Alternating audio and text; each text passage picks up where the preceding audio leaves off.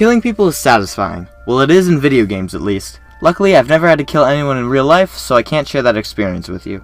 But I can tell you about the art of the kill in the video game sense. Specifically, I'd like to talk about Assassin's Creed. The whole series, actually, because Jacob and I have played them all collectively. This series is the place to go for killing. I mean, it has assassin in the name, so I wouldn't expect much different. As the player, you take more than a few lives playing this game, and the best part is strategizing or setting up these kills. If you don't want to do that though, you can go right ahead and take someone down up front. You'll catch the attention of the guards while you're at it, so I suggest you decide wisely.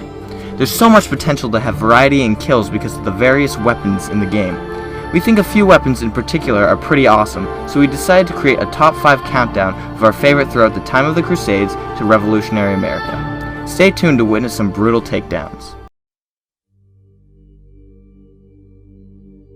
This weapon is the all-new, redesigned version of the blade we've all come to know and love. That's right folks, it's the hook blade. With this, Ezio could climb faster, latch onto buildings after jumping from great heights, slide down zip lines, grab onto people to get by them more quickly, kill people with it, and even use it in cooperation with the classic hidden blade.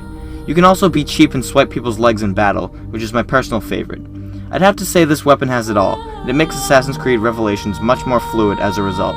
Not to mention it saved my ass from falling countless amounts of times.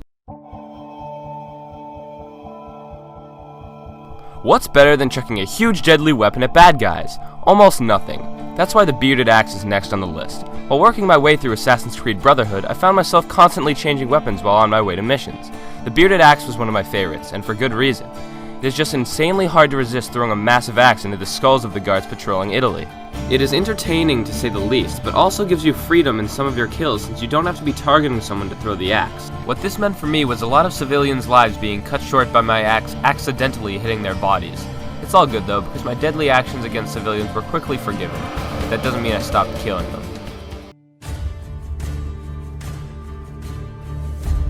The Mercenary Warhammer from Assassin's Creed 2 is by far one of the most fun weapons to use. Ezio has a plethora of deadly weapons to choose from in AC2, but the Warhammer was always one of my favorites. Oddly enough, it isn't even that good of a weapon.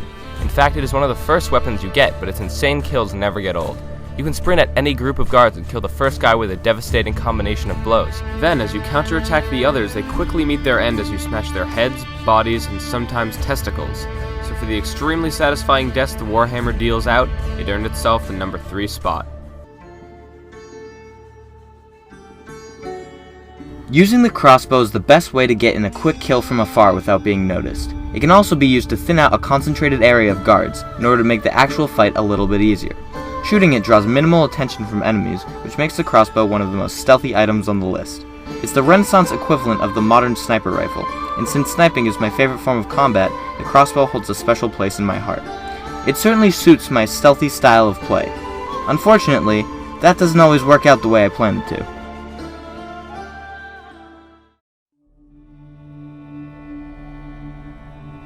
To set the scene for the number 1 weapon, I want to first put you in the setting I was in when I played Assassin's Creed 3. As an AP United States history student, I was learning about everything that surrounded the American Revolution, so when Assassin's Creed 3 came out, it wasn't an option to pick it up, it was a necessity.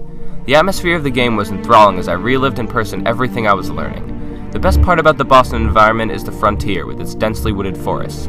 In these areas, Connor can make best use of our favorite weapon, the rope dart.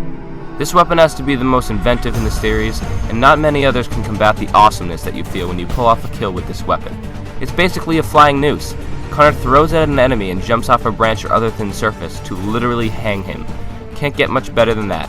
Well, we don't think so at least.